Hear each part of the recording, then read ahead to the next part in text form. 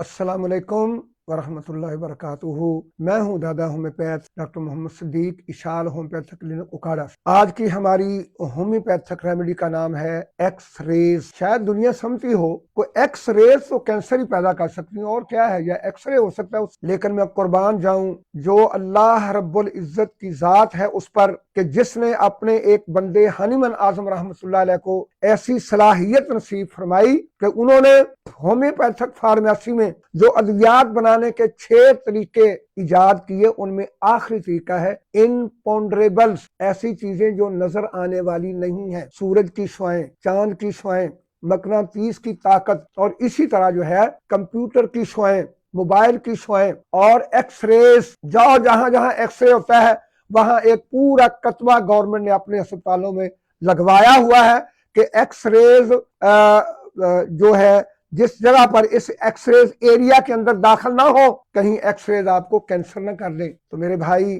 یہ حنیمن اعظم کا ایک بہت بڑا تحفہ ہے جو عطیہ خداوندی ہے کہ ایکس ریز سے بھی علاج ممکن ہے۔ ہومیوپیتھک دوائی ہے ایکس ریز، وہ بیک وقت اینٹی سورک بھی ہے، اینٹی سفلیٹک بھی ہے، اینٹی سائیکوٹک بھی ہے، اور اس کی علامت جیسے ایکس رے جسم میں داخل ہوتی ہیں بہت تیزی سے جسم کے اندر علامات ظاہر ہوتی ہیں اور انتہائی تیزی سے ختم ہو جاتی ہیں۔ اللہ اکبر۔ تھیلیسیمیا والے تمام مریضوں کے لیے میں ایک بندہ ناچیز کا خوشخبری کا پیغام ہے کہ جن کے ہر وقت بلڈ لگوانا پڑتا ہے، آئیں ایکس ریز ہومیوپیتھک میڈیسن استعمال کریں جو خون کے اندر آر بی سیز کی کمی کو پورا کرتی ہے اور پورے جسم کے اندر پلازما کی ویلیویشن کو نارمل کرتی ہے۔ اور ایکس ریز جو ہے یہ زنانہ مردانہ بانجھ پن کے لیے بہت زبردست دوا ہے۔ نہیں تو آپ ذرا انالیسس کریں، جا کر دیکھیں جو لوگ ایکس رے ڈپارٹمنٹ میں کام کرتے ہیں، اگر تو وہ شادی سے پہلے ایکس رے کے اندر داخل ہو گئے اور ایکس رے کروانا شروع کر دیا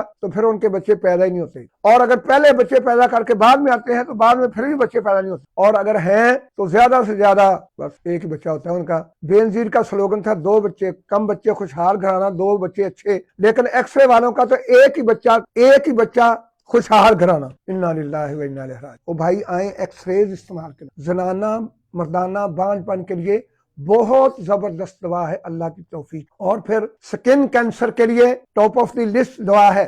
جلد کے اوپر پھوڑے، پھنسیاں، دھدر، چمبل، اکوتا، زخم، پرانا، نیا، بہنے والا، خشک، اس کے اندر کینسر کی علامات، نیل گوں، سیاہی مائل، خارش انتہائی زیادہ، تو لہذا ایسے تمام زخم جو ہیں وہ پرانے ہو کر جلد کا کینسر ڈکلیئر کرتے ہیں۔ تو اس ابتدائی، درمیانی اور آخری جلد کی جتنی بھی کینسر کی سٹیجز ہیں ان کے لیے ایکس ریز الحمدللہ الحمدللہ الحمدللہ ہومیوپیتھک کی بہت زبردست دوا ہے۔ اس کو ایک ماہر ہومیوپیتھک معالج عوام کو استعمال کروا سکتا ہے، کیونکہ اس کو استعمال کروانے میں بھی بہت احتیاط کی ضرورت ہے۔ اس کو 200 سے نیچے بہت کم استعمال کروایا جاتا ہے، لیکن 200 1 mcm، اور کسی کنڈیشن کے اندر جب مواد جلد سے نکلوانا مقصود ہو، پھوڑے کو، جلد کے زخم کو، اس کے اندر کوئی چیز زہریلی موجود ہے، اس کو جلد پر باہر نکلوانا مقصود ہو، تو پھر آپ 30 میں اس کو استعمال کروائیں گے